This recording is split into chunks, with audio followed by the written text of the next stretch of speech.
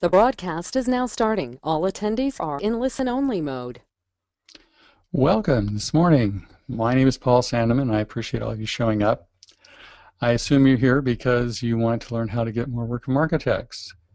And by the end of this webinar, I'm sure you'll know how. Tell me a little about myself. My name is Paul Sanneman. I'm founder of Dream Business Coaching. And my favorite client, I've been doing this for 30 years, like 40,000 hours. My favorite client is people like yourself. I really like working with contractors. I've done all different kinds of businesses over the years. I've done attorneys and doctors and whatever. And somehow contractors are the best. They're just really good people. They're honest, they're doing something worthwhile, like in support, building stuff. So I really appreciate you showing up. This thing I like to say is by being here, you're pretty unique. Because most contractors that I've worked with, wouldn't know how to go to a webinar to start with. And even if they went to a webinar, the chances are they wouldn't, go to a webinar and improve their business. And then if they went to a webinar and improve their business, they probably wouldn't implement it. So you are already in the top 1% of all the contractors on the planet. So congratulations for even showing up to this thing. That makes you special and different. Again, I'm probably one of the most qualified people in the country to help you find work from architects. I've been doing this 30 years. I've perfected a couple techniques, and especially with House, this is an awesome product, and we're going to be able to show you how to get pretty much all the clients you want from architects. So appreciate coming, and we'll get started. It's interesting, a little comment.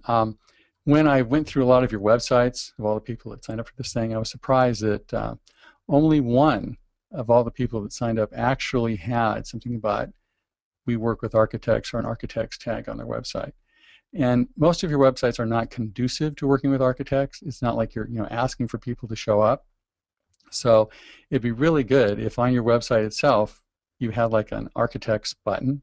And then architects button, what you want to do is say, we love working with architects, have some testimonials, and talk about, that you really want to do it. So when they go to your website, after you do this, what I explained to do here, they'll know that you really want to work with architects.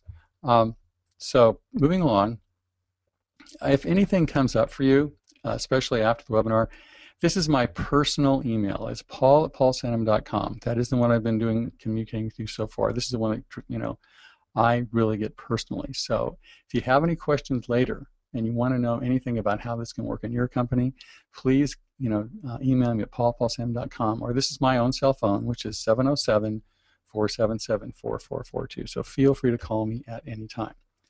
So my mission is to help contractors, make more money in less time and have more fun. I've been doing this for a long time, and I've become very successful at it. And if people pretty much do what I tell them to do, it never fails.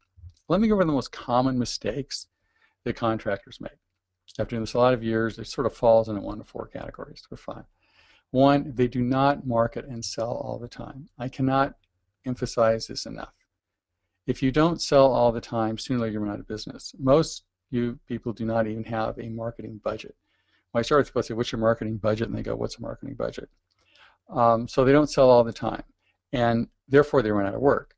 They do not recruit good people all the time, and that makes a huge difference. You need to recruit all the time. Don't ever stop finding good people. You never know when somebody's going to leave their job, leave one of your competitors, and want to go to work for you. So you recruit all the time. You never stop recruiting. Because my experience is, after doing this many years, if you have enough work that's at the right margins, and you have enough people, you aren't going to have any problem making some money. That's never the problem. It's usually you run out of work or you run out of good people. And in slow times, you run out of work, and in really good times, you run out of people. The other one is they don't know if they're making or losing money in every job every day. Now, let me use the example of an instrument panel. I use airplanes in my book, and it sort of explains how they work. If you have a Piper Cub, little airplane, there's the sky, there's the ground, don't hit anything, you're fine. You don't need all these sophisticated instruments. Just like if you're a tailgate contractor and you show up to the job and you're working all day and you collect money from the owner and you do a good job, you really don't need many instruments, and you don't need, your business doesn't have very sophisticated. On the other hand, if you have a jet and you're flying very fast, if you don't have all sophisticated instruments and a co-pilot, you're dead. That simple. Well, what's happened to construction companies is when they get bigger and bigger, they outgrow their ability to manage. I don't know if you're familiar with the Peter Principle or not, but what happens is contractors get bigger and bigger, and then what happens is they can't track anything anymore. So they lose $10,000 and don't even know it. And you can only stay in business as long as you can afford to pay for mistakes. And the reason most contractors go out of business is they just grow the business faster than they can manage it. They don't have sophisticated instruments. They lose money on jobs, and boom, they're gone. You can lose $10,000, $20,000 a week, no problem, especially if you're managing 5 jobs and doing 3 or 4 or 5 million. As an aside, my personal favorite after working this many years for size of a construction company, I usually take companies from like $1 million to $10 million. And if you get to 10 million, I've got some clients doing that, make $200,000-$300,000 a year. You can take a month off, have 3 or 4 days a week. That's a great lifestyle. And I think that's pretty achievable if you follow things I'm telling you to do. Next is they do not know whether their company is making or losing money, which is a different question. You can be making money on every job, but you can also lose money as a company. And that doesn't work. So make sure that you can track literally if your company's making or losing money. An example would be if you take somebody like Taco Bell, it's owned by PepsiCo, they know every Taco Bell in the country whether they're making or losing money, every 4 hours. Whereas Mama Mia's Pizza Parlor doesn't have a clue whether they made or money last year. A lot of contractors are like that. They just don't know whether companies are making or losing money. I mean, one of the most important questions you can ask yourself as a contractor is, did I make or lose money today? And if so, why? If you can't answer that question, how are you going to fly the airplane? You can't make good decisions, and your business is only as good as the decisions you make. And the last one is they're really slow to adopt technology. You guys, I remember this a long time. I remember when I had to convince somebody to get a pager, if you remember pagers, because, who needs a pager? They would bug me. And then we went to cell phones, and I, clients would go, I don't need a cell phone. It disturbs my, quiet time in the car. And then from the cell phones, they went to the little website thing, email. They didn't want to get email because it wasn't necessary. And then they went to, well, I don't need a website. Who needs a website? The common myth out there is if I'm a great contractor and do a wonderful job, that the world will be a pathway to my door. It's not true. You have to be a marketing company doing construction. I'm telling you, it makes all the difference in the world. So the fact that you're actually on this webinar, I'm talking to people all over the world, and I'm doing it, from my office, it's pretty amazing. Most contractors are going to be another 5 years, so they know how this works. Social media, they're just really slow to adapt technology. Things like time card things, like exact time. I know a lot of it software. There's huge things that are very inexpensive that can make your job really easy, make your company work much better, and it's much easier to convince a contractor to buy a $50,000 backhoe than it is to convince them to buy a new software package. Unfortunately, but if you can adapt technology, it makes a huge difference. So today we're just going to cover one of those common mistakes, which is why you should be marketing all the time, and actually how to do that marketing. We're going to only cover one method of marketing, which is how to use house. But I think if you do one really well, that's pretty much all you need, is to do one really well. Now, so we're going to move on to how you actually do this. Again, if you have any questions, you also go to my website, which is dreambusinesscoaching.com, and hopefully somebody will sign up for group coaching and individual coaching. We can go into that later.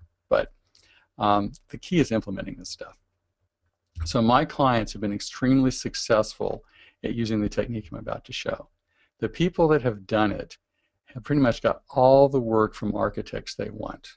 My clients do between 5 and 15 million. And some are just, ramping up. But if you do what I tell you, you'll get all the work you want from architects. It's not going to be easy, but it works 100% of the time. It never, ever misses. It just takes some effort, though, and you got to use some technology, but not much. So the question is, why? This is a big why. Why don't people do what you tell them to do? I mean, especially, I can sit down here, and I can probably tell you everything to do in 15 minutes, and most of you won't do it. Why is that? It's interesting. When you look at how to get people to do things, I think it's 90% motivation and 10%, information. The reason you tell it, the way you tell it there's a motivational problem and a training problem is you put a gun to hit somebody's head and they can do it, you have a motivational problem. So my guess, if your life depended on it, most of you could do exactly what I'm going to lay out in the next few minutes, and it would work for you.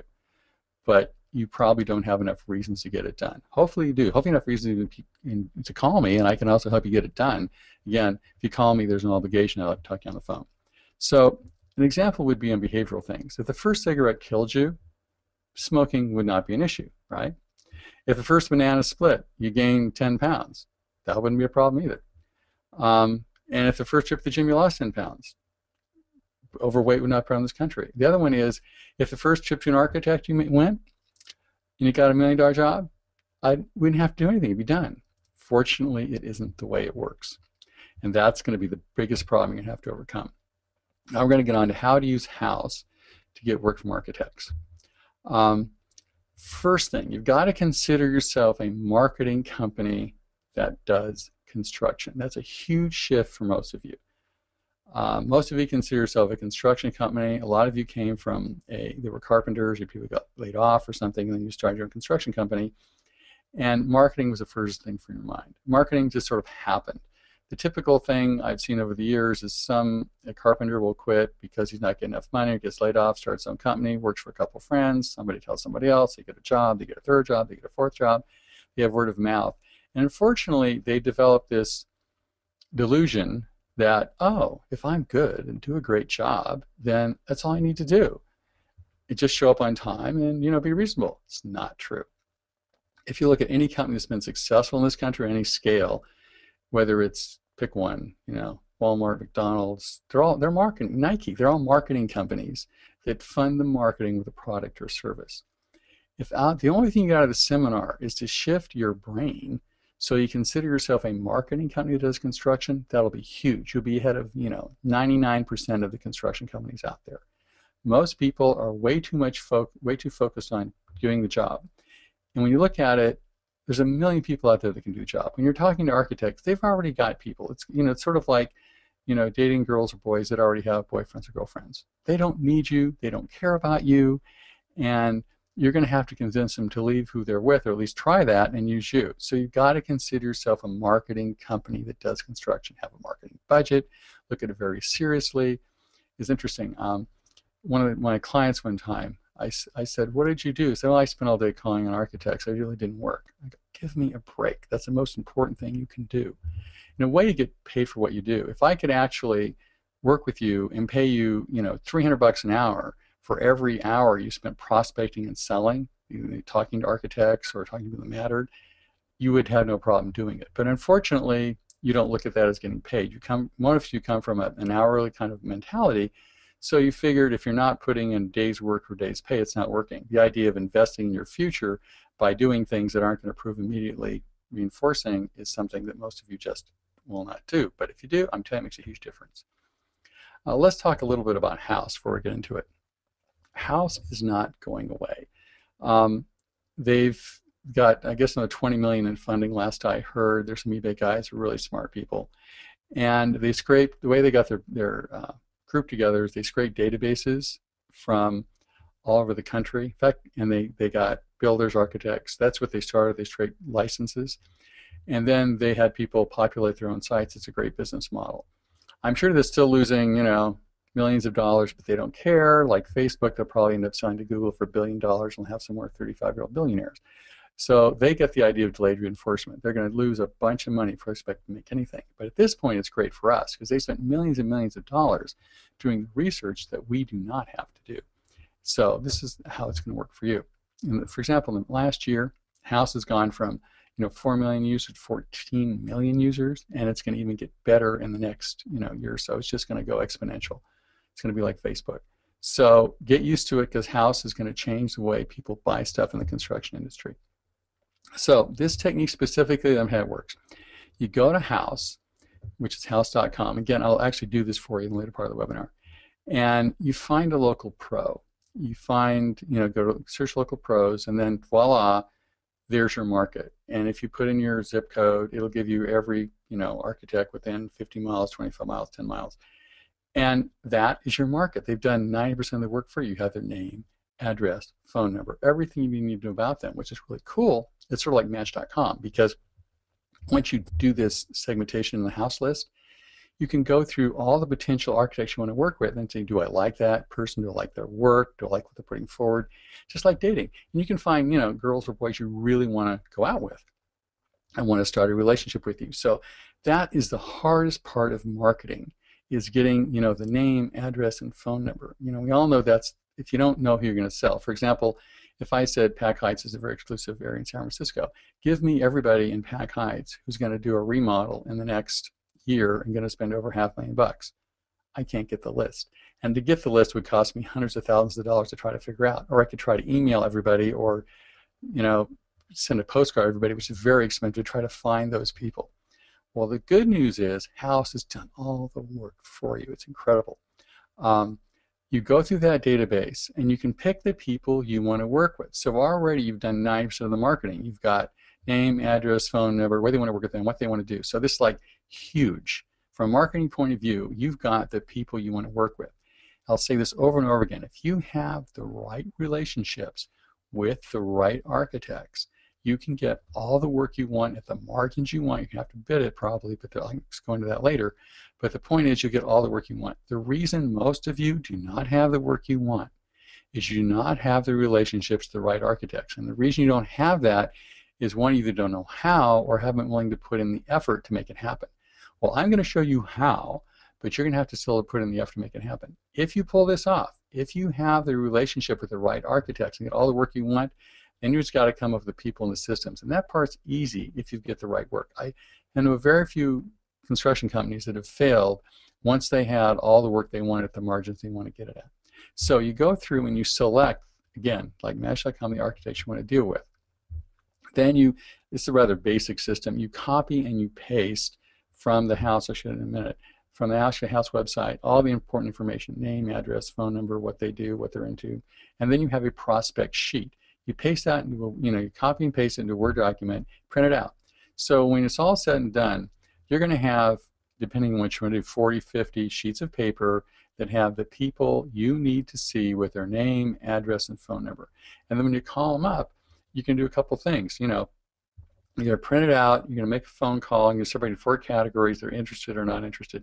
But think about this. If you're a planning department and you're wondering, gee, what am I going to do while I'm hanging out, rather than, listen to your iPod or something, what you can do is you can actually turn into marketing minutes, because you can take those sheets of paper, because you got them in a file in your briefcase, whatever, and you can call them and just make notes on the paper, call them, left message, whatever. So all the time with you, you'll have those 50 sheets of paper, or 100, how many you work with, that are your market, the people you need to get to know. If you do that and you consistently hang in there, you'll get all the work you want. Now, one of the issues, if you happen to leave a message, don't say, hello, desperate contractor looking for work, please give me a call. And that can come across very simply if you don't do the right thing. What will happen is, if you just say, gee, I'm JC, ABC contractor, blah, blah, blah, they immediately say, oh, here's a contractor looking for work, and they may not want to call you. So you give your full name. You just leave enough information that they want to call you back. You don't use your company phone, use your cell phone. Just say, hi, this is John, found you on House, give me a call. Mystery is your friend, because they will have to call you back to find out, maybe it's a client, maybe it's a job, don't know what it is, they'll call you back. The key is get them on the phone. So when you leave a message, just leave your name, your phone number, do it on your cell phone. Don't give them enough information so they won't call you back. Now, if they answer the phone and when they call you back, first 10 seconds are crucial. They're going to make a bunch of decisions about you, whether I'm going to talk to this guy or not talk to this guy, whatever you're going to do. So you want to establish credibility right away. I mean, the perfect way to establish credibility is say, hi, I'm ABC contractor, and I've got work, and I'm looking for an architect to give it to. Voila, they will talk to you. And we'll talk about that later, that, if you have work to give them, or even potential of work to give them, how to do that, because it's like currency in this industry. You drop the names of architects you're working with. The whole purpose of the phone call anyway is to get a meeting. Now we're going to go into the heart of this program, which is how you actually get work from these guys. It takes a bunch of meetings. We'll go into that in a minute. So you just want to, excuse me, the whole purpose of the first phone call, the only reason you're making this phone call is to get a meeting. Whatever they say, like, well, tell me what you do, what you're saying, that's why we need to meet. Whatever they tell you is why we need to meet. Mission, first phone call. Get a meeting, close 3 or 4 times, ask the meeting 3 or 4 times. You've got to get the meeting out of the first phone call, or it wasn't worth it. So This is the hard part, ladies and gentlemen. This is going to take you 6 months, 6 visits to get work from one architect. It takes way longer than people are willing to do. It's sort of like why people are overweight. We talked about it earlier. If you ate the right food and you exercise on a regular basis, you're going to get healthier. But unfortunately, it takes a long time for that to happen. It takes months. Look at this the same way. Anything that's worth doing just takes a while to persist in. But when you persist, the gains are huge. I mean, they're amazing. So I always tell my clients it's going to take 50 meetings to land a job. So just get used to it. It can take 50 weeks, 50 days, 50 years, depending on if you have a meeting once a week, once a day, or once a year. It's going to take 50 meetings. The good news is the faster you do this, the more momentum you get, the more you get into it, and the better it'll work for you. But it takes, if you figure it's going to take 6 meetings any way you go, just figure that's what it's going to take, and don't get, upset. Most people do 1 or 2 meetings and give up. I went to the gym for a month, didn't lose any weight. It doesn't work that way. You've got to persist. It's crucial. So just figure it's going to take 50. That's a good number.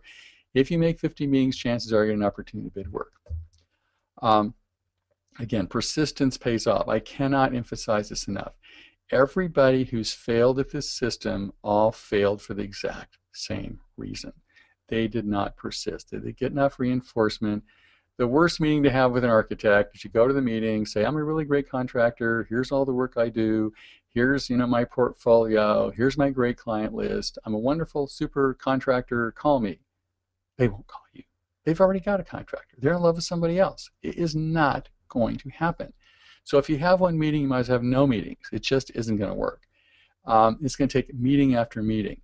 Now, one of the problems that will come up is, well, great, what do I do after the first meeting? What do I say in the first meeting? Well, we're going to cover that. Okay, first visit. First visit, it's all about them. Just listen. Find out what they do, what they like to do, why they became an architect. If you have any questions after the webinar, please feel free to call me. I'll be happy to tell you what to actually say in this meeting more in detail, depending on your company, because it really depends on your company and your location, a lot of other things. But in general, it's all about them. And when you talk about what they do, how they got there, why they, what they like and don't like about contractors, it's all about them. So let them talk. The more they talk, the smarter you become. And the more interest, genuine interest you're showing them. If you can, take notes. I'm sure we've all dated in our lives, and when you're meeting somebody you want to date, they really don't want to hear about you. They want to hear about them. And the more they talk, the better off you're going to be. In sales, there's only 3 important things if you study sales. It's relationship, relationship, relationship. If you fail in selling architects, it's only for one reason. You did not have the relationship. Now, the relationship doesn't depend on your quality as a contractor. It doesn't depend on your pricing. It doesn't depend on your, really cool logo. It depends on if they like you as a human being. You've got to make a friend. I mean, talking about boats, if they're into boats, is more important than talking about how great a contractor you are. And remember, if they're into boats, don't talk about cars. Just like you did when you were dating, find out what the person's interested in and be fascinated in it. There's got to be some common things that you and they like. Again, you are making a friend. You are not trying to sell a job. You're not trying to sell your company. You're just trying to start a relationship. So, and guess the most important part of the first meeting. The most important part of the first meeting is get the next meeting. If you don't get the next meeting, you're done. So the only reason to have the first meeting is to get the next meeting. That's it. People do not marry you on the first date. It's not going to happen. So remember, get the next meeting. Now, what do we do on the second visit? Again, let them talk, find out about them. Now, what's cool about, there's a lot of ways to approach architects. I've done everything from mailings, emailings, a million ways to do this. And the most effective thing, believe it or not, that I found out is walking through the front door. Now, why is that? Because architectural offices are not built to defend themselves against walking in the front door, because contractors don't do it. So when you walk in the front door, the principal is right there. You don't have to go through 3 secretaries and 5 locked doors. There they are. You walk in the office, there's the principal. You say, hi, I'm ABC Contractor. I really love your work. I found you on House. I'd like to find out more about you. They go, great. I know you're busy right now. Let's set up the next meeting. So you've already had the first meeting, and you're on your way to the second meeting. So that's why doing in person works. If you have currency, we'll talk about that later. Like a potential job, it's easy to get the first meeting because you say, I'm a contractor. I get work from different people, clients, sometimes realtors, and I'm looking for architects that are willing to take work from me. that gets you the first meeting for sure. So again, it's all about them. Don't talk about yourself. And again, the purpose of this second meeting is to get to the next meeting. Now, on the third visit, you know a little bit about them. You start a relationship. I don't really believe in brochures because the minute they're printed, they're out of date. And to make them look good, you got to spend $10,000. Because they're going to, I say have a cool website. Website is very important. And if you call me, I can tell you how you need to do the website. No, I won't charge for that. I'll just tell you how you need to do your website to attract architects. But again, the brochure, what I found works really well, is you go to something like Shutterfly and you can put together a specific brochure made for them. You put in the pictures that you think they'll appreciate, put in your process, you put their logo on it, you put your logo on it, and you design a little book specifically made for working with them. And it's going to cost you $10, $15 and you're done. And you can get in a week from someplace like Shutterfly. Now, whether they throw that in the trash can or they keep it doesn't really matter. What it shows them is that you really care. It's like when you bring a girl flowers or whatever, they're going to die. But the point is, you care enough to take the action. So when you care enough to put together a brochure with their name on it, your name on it, you want to work together, think, oh, you separate yourself from other contractors they know. Because other contractors have not taken that time and energy to put something together like that. It's really special. So again, that's much better than a brochure. And you can highlight the type of work they do. Make sure in your brochure, or not your brochure, but your book that you put together for them, that you put the kind of work they like. For some reason, architects, if they're into modern and you build and they see a house on your website that's Victorian, they figure you can't do it. If you don't, people look at your website and that should represent everything you want to do, whether you do it or not, because they're going to make judgments about you. Look at the website in 5 minutes. When I went through the websites of all these people, there came a webinar today and I had like 20 people I went through to sign up. The websites were mostly outdated. None of them really appealed to architects. I got excited about one guy. He goes, well, we work with architects. A whole great thing on architects. And the guy was in England, which is interesting. Nobody in the United States had done that. So again, the website's important. The book you put together is important. But again, it's all about the relationship. And make sure that you give the information like they want to hear. Because architects are all about themselves. The fourth meeting. Well, now you can ask them to take by one of their job sites. They won't talk about themselves. Look at what they've done. Look at their job site. Look at some work they've done. They're all proud of what they do. They're a little frustrated usually because, unfortunately, in this industry, the compensation is reversed to the education. So architects make the least. If an architect's making 100 grand a year, 150, he's doing really well. Contractors make next best, but they make maybe 100 to 300,000. They're doing okay. And if you're looking at a good subcontractor who's got a large, site work company or does concrete, they can make like $500,000 a year. So it's sort of inverse to education, but and architects are frustrated with that because they figure they're better than contractors. There is a pecking order. And the fact is you can probably build it and they can't better than they can. Interesting thing about architects, a little diversion here, what's on their plans is never going to get built anyway. It's just an idea. And the illusion out there is they're going to design a set of plans. It's going to get built. And they can give it to 3 qualified contractors. Low bidder gets it, and they're going to get the best job for the least amount of money. That is not true. And they also design things that have nothing to do with the budget. So it's much better if they start working with a contractor they like. They work for the budget backwards, so then we frustrate at the end. The general way it works is they design something they can't afford. They have to cut back on the scope of work. Everybody's upset. They throw the contractor on the bus. The system is not a good system, but it's a system you have to deal with. In the old days, you used to get kudos for pointing out everything the architect did wrong. Today, that's a bad idea because what happens is they're looking for the lowest price. And I've worked with other guys in this 20, 30 years. They used to get a lot of accolades for going, wow, you forgot this moment frame or this won't work, and pointing out all the mistakes. Don't do that. Bid what's on the plans, do a good job, because if you don't get a chance to do the work, you never get a chance to show them what a great job you can do. So is it fundamental, you bid what's on the plans, you do it as conservatively and optimistically as possible because you're going to be the lowest credible bidder. And then what happens is what's built on the plans is never built anyway, and it's just going to be change order stuff, and it's going to cost more and take longer. But that's just the nature of the beast. But if you manage the client well, everybody's happy. You can go from $1 million to $2 million, no problems. If you don't manage the client well, if you go from $1 million to $1 million more, everybody's going to get sued. So there's some techniques in doing that, and cover that. Give me a call. But there's a way to manage that client so everybody's happy at the end. You make the money you want to make. The client's happy. It all works. But the system itself is flawed. Unfortunately, that's the way it works these days. I'm very successful with my clients working with architects, but we work on all these strategies. You just can't tell them everything they've done wrong. Just doesn't work. So then let's talk about the next meeting. Again, obviously, the purpose of the first meeting, a little redundant here, is to set up the next meeting. Unless you're in a relationship and keep these meetings going, it's not going to work. Fifth meeting, hey, take in one of your sites. Make sure the job site's clean. Don't take them someplace because they're going to judge you by things like, is your job site clean? Your guys look good, the subcontractors look good. They're going to judge you by appearances, for better or worse. So what happens is that, it's an example is an airplane. When you get in an airplane and the seats are torn, you figure that's the way they maintain the aircraft engines. Not a fair assumption, but we'll make it. So when someone's on a job site, if you're going to have these guys visit your job site, they're going to assume a lot about you by how clean the job site is, how clean your guys are, a bunch of things they can look at. So, having the wall straight is important. I'm probably not going to check that. They're going to make a minute snap decision about who you are by looking at you and your company. So make sure everything's neat and clean. Sixth meeting, hey, maybe it's time to take out to lunch. What the heck, take them out to lunch, have a good time. You're in a relationship by now. You've had 6 meetings, you're becoming good friends, you've shared some common things. Now you're in relationships, and maybe by the 6th meeting you get to bid a job. When you get the opportunity to bid a job, we talked about earlier, there's some techniques, bid what's on the plans, make sure the scope of work is tight. The lowest credible contractor generally gets to build a job, and it's never built for what it says it's going to be built for, but you've got to play the game to get work.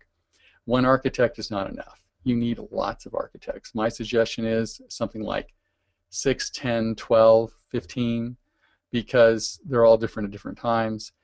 What I've seen in marketing, there's several ways to look at it. I cover in my book, Contractor Success Tips.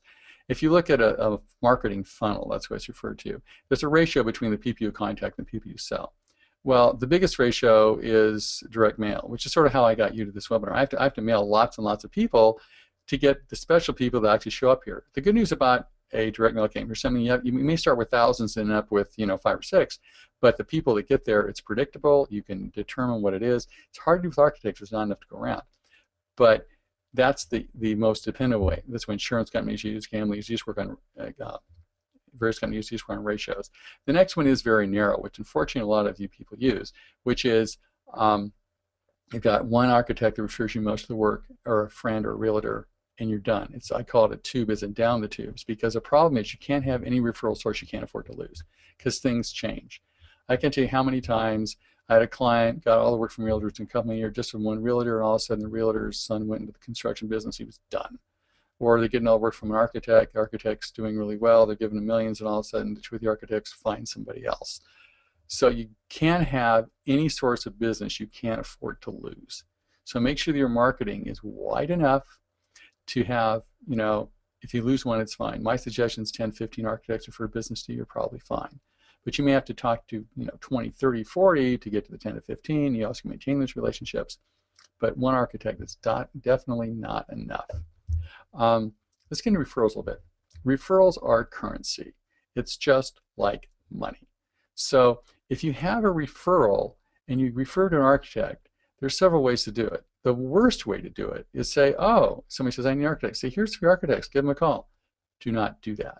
Unfortunately, there's a belief that architects have, and I don't believe it, but some of them do, that they're the guardian of the client to defend them against the evil contractor.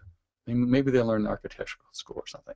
So what happens is if you just give the job to an architect or give them a name, and then the architect calls your client, not client yet, the person who's a prospect who has a job calls the architect, they find the architect assigns the job, then the architect feels morally obligated to bid it to the contractors. I can't tell you how many of my clients, before they learned how to do it, lost work that they should have had because they just gave some names of the potential client to an architect. They picked an architect, and the architect felt morally obligated to bid it to other people. There's a way you can do this by staying in control. Let me give an example. That happened to my clients called Chris. He actually had a great job. He gave his client, his friend, 3 architects' names. He picked one. The architect designed the whole job. It's like $500,000 job, and then after that, Chris lost out because the architect felt obligated to bid it out, and he was a low bidder. So now Chris is doing it my way, which is way better to maintain control. He got a job from his neighbor. It's a $500,000 job. And so what I told Chris to do is I said, look, let's interview some architects. So when he's calling architects and says, hey, I got a $500,000 job, are you interested in designing it? You get the appointment every time, guaranteed. So then he went through 10 architects. He called a bunch, found 6 he liked, and then he interviewed those 6 architects. Now he knows 6 architects he didn't know before. He interviewed those 6 architects, and then he and his neighbor picked 3 they wanted to interview. And then once they interviewed the 3, they picked 1 they wanted to work with. He was the assumed contractor. It never ever came up they're going to bid this work out. He was the guy. So you have to establish and maintain a relationship. Otherwise, you are in trouble. Again, if you have any questions, call me. That's my cell phone, 707-477-4442. I'd love to hear from you. I'll answer any questions you've got. There's no obligation, whatever. I'd just love to talk to you. Or you can send, this is my secret email address, the one that actually comes to my computer I look at every day. It's paul@paulsanneman.com, so please email me. Thanks to these people for the images that made this all possible. Now let's get into actually how to do this. Well, I'm going to run through it really quickly with you. Okay, so we're going to get rid of the PowerPoint here. I'm going to go to Internet Explorer. I'm going to put in house. There we go, house.com. This is what you're going to do. You're going to go to here, hit enter. Voila. Then you're going to go to find a local pro. And let's go to, there's a lot of you guys out. Let's go to architects and designers. And I'm going to go, this is my own personal zip code, it's 94947 Nevada, just about San Francisco. And there's 3,133 architects. That's a little bit, you're going to call those people. So let's go down, let's pick, let's go down to 25 miles. What do we get? We get 2,000, still a bit much. Let's go down to 10 miles. I love this site. We got 182. Hey, I can do 182 architects. I'm only supposed to pick 50 or 60. So here we are on Match.com looking for a date, right? So we're going to go through and say, let me see here. Who appeals to me? Well, you take the first person on the list because they spent some effort getting there. Again, the algorithms House uses, just in case you're interested, are one, if you pay them.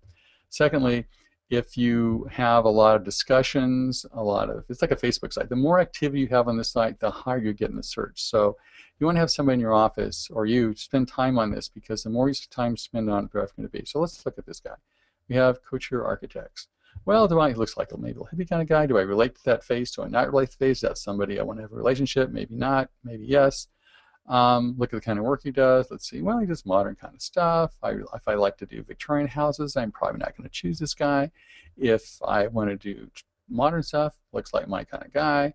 Then what I'm going to say, hey, I like modern work. I'm going to cut and paste this part right here into a Word document, and then I'm going to have my prospect page, and I'm going to carry that around with me everywhere I go. I've got 50 or 60 of those. So let's go back. We're going to go through, who else do I want to have a relationship with here? Here's a couple. Let's look at these guys. I'm going to go to here. Well, first I look at them. Do I relate to those guys or not? Maybe I do. That's cool. What kind of work do they do? Let's see. Modern stuff. We got 6 projects in. Maybe yes, maybe no. Again, if I like them, I'm going to cut and paste this part. I'm going to put it into a Word document, and again, I have prospect sheet, and we're done. So move on like that. That looks good. So I'm just going to go through, find the people I really want to work with. House has spent millions and millions putting this database together just for you. So take advantage of it. If you don't take advantage of it, it's not going to work for you. So that's basically the system. It's really simple. You need to persist. I can't oversize. You need to persist. It's very, very important. I'm going to go back here. Now, we have a few moments. Let's go to our little chat box here and see if we have any questions coming up. Let's see. What if it takes more than 6 visits? Hey, it takes as long as it takes. If it takes 20 visits, it takes 20 visits. It just takes as long as it takes. And you either are going to get work or give up. Those are the 2 things. There's like the ant philosophy. You've heard that before. When does an ant give up? An ant consistently proceeds. An ant tries to go under, tries to go over. It basically dies or makes it. So if you take the ant philosophy, this will work for you. If you don't persist, it won't. Again, what I would like to leave with is, if you have any questions, please give me a call. It's 707-477-4442. My email address, it's right to my email instantly, is paul@paulsanneman.com. I would love to hear from you. I really appreciate you coming to this webinar. This system will work for you, guaranteed. All you have to do is do it. So again, please call me, ask me any questions, no obligation. I'd really like the opportunity to talk to you. Thank you very much for attending, and I appreciate it. Have a great day.